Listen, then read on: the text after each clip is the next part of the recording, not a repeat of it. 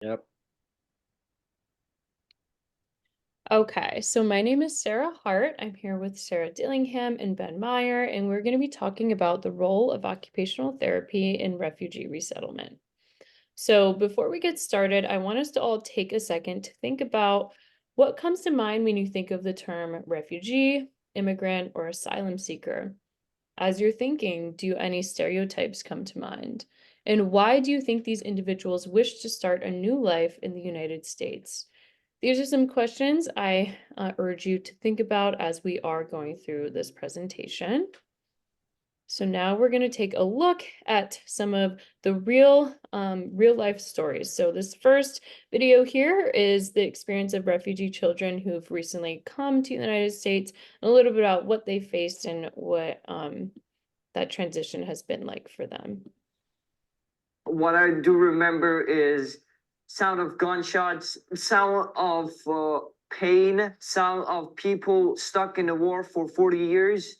That's all I remember from Afghanistan. In Burma, there's military coup, so we can't go back to Burma. Mohammed, do you remember what it was like in Syria or why you guys left?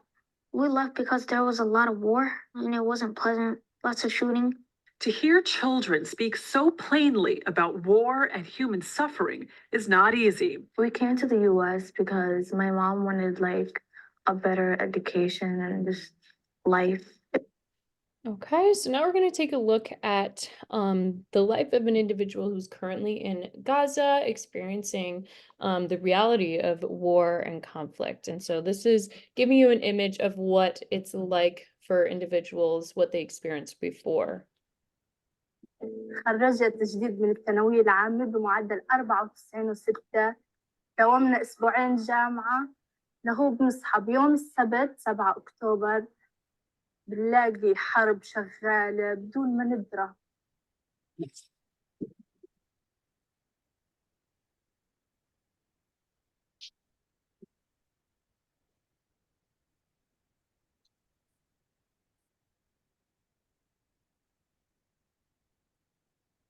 Okay. Okay, so there are many considerations to keep in mind when working with the refugee population. These individuals are likely to have experienced some sort of trauma, whether that be deprivation, conflict of war, or threat of violence. These individuals will likely face language barriers, cultural shock, prejudice and exclusion, and systematic racism as they come to a new country. And overall, they must learn to adapt to a new way of life. There are also social determinants of health that can impact this population, and this can include socioeconomic status, access to quality healthcare and education, housing and living environment, access to proper nutrition, and work opportunities as a non-citizen. There are also impacts of occupations on this population. We have them all listed here, but I'm just going to highlight a few of the main ones that can be impacted. And this is social participation, which can include community participation and friendships, as they often have to leave their home country with all of their social relationships. IADLs can be impacted, such as communication management with language barriers, community mobility, and financial management. And then work can also be greatly impacted as these individuals are seeking employment and new job pursuits. So, a refugee center found in the US of A is called Samaritas Resettlement Assistance Program, which has multiple locations around Michigan. It focuses on bringing refugees across the world, which include Europe, Asia, Africa, the Middle East, and Central and South America. Their vision is to connect people with families and communities, empower them to live their fullest lives possible, and create a ripple effect of the transformation. Their mission is to serve people as an expression of the love of Christ. This is a religious based organization. And then their purpose is for refugees to come seeking protection and a chance to build a new life. They are eager to learn, work, and become productive contributors of society. So, the multidisciplinary team involved in Samaritas and other refugee centers include occupational therapists, but also public health professionals, healthcare professionals, and case managers. Uh, Specifically with case managers, this can include social workers, where they can help find resources that refugees need, which include housing, counseling, childcare, education, etc.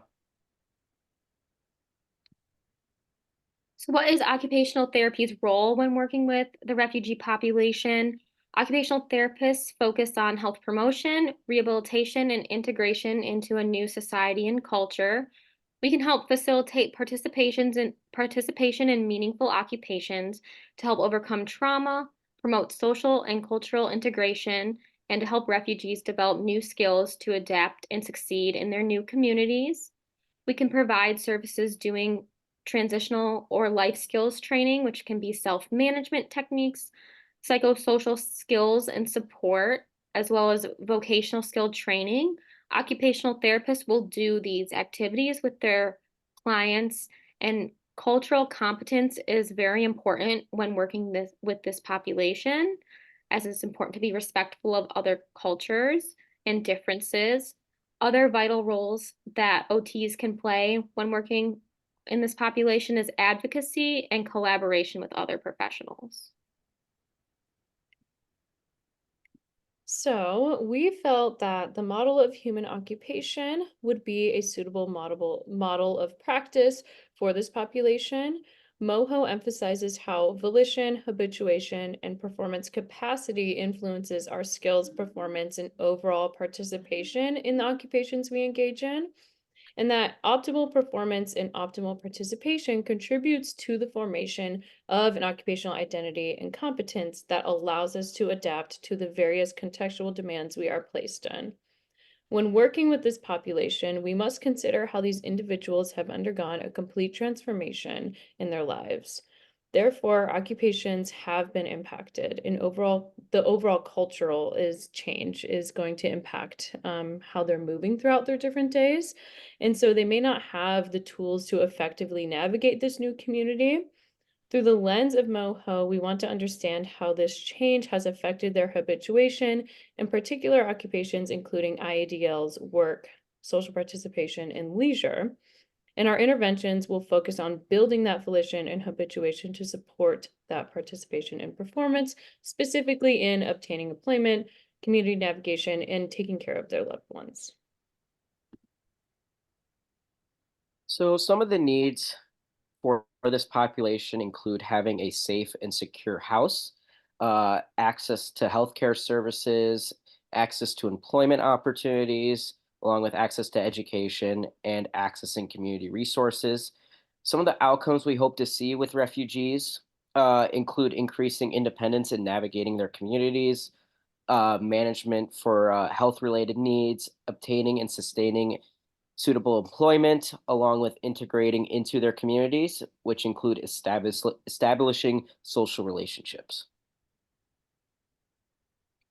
So we have come up with various support groups working with the Samaritas Refugee Center, and our goal is to create different therapy groups to help facilitate transitions into the new society. We would do activities that are meant to build upon skills that are required for navigating life in their new community, and we would separate these groups into individuals, parents, and children. However, some of the topics can be combined, such as public transportation and employment with individuals and parents. And it can just kind of depend on what we decide to do with the groups. But some examples for individuals, we thought of financial management, public transportation, and obtaining employment. Specifically for parents, we would want to focus on finding education services for their children, accessing healthcare services, and then establishing community relationships. And for kids, we would want to focus on exploring leisure and play activities, facilitating friendships, and establishing successful school habits. So here's an example of a group session that we would host that would be an example of combining whether they're an individual adult, came here on their own, or if they're parents, kind of for adults in general. And the theme of this would be community mobility and using public transportation. So we would start off with an introduction and warm-up activity to get people familiar with the topic and allow participants to get to know each other. So you're welcome to kind of pause and read that, what we came up with. But the main activity here would essentially be creating a customized map of their community so that they know how to use the public transportation system to get to their main destinations they'll be kind of going to pretty regularly. Essentially, we'll provide them with their own map of the community, as well as a resource and a map of the different bus routes that go through the community they are in. They'll be provided with different kind of like stickers and icons, as well as highlighters and colored markers, so that they can create their own key to the map. Let's start off with mapping out one destination. So they'll want to mark the refugee center to where they want to go. It could be like a grocery store. From there, they're going to have to identify which bus routes they're going to have to take to get there, and they can kind of color code it on their own map so that they see, oh, I have to get off and get onto a new bus there. By the end, they'll have their own personalized map, which kind of contributes to them feeling a little bit more some self-efficacy in navigating the community, hopefully contributing to that identity and competence in engaging in different occupations, and it allows them to feel a little bit more integrated, like a member of this new community. So if one was wanting to go more into this setting and working with this population, we did include some further professional development trainings and education opportunities to have. This includes trauma-informed training, which allows you to become more familiar with trauma-related symptoms and identify responses that can either alleviate or exacerbate trauma responses. And we have links to some programs you can go to. And we also included some laws and policies, the big one being the Refugee Act of 1980, which by the name was created in 1980, and it created a permanent procedure for refugees seeking admission to the United States. And then finally, we have some references on our last slide that we have just to include. But other than that, thanks for listening to our presentation.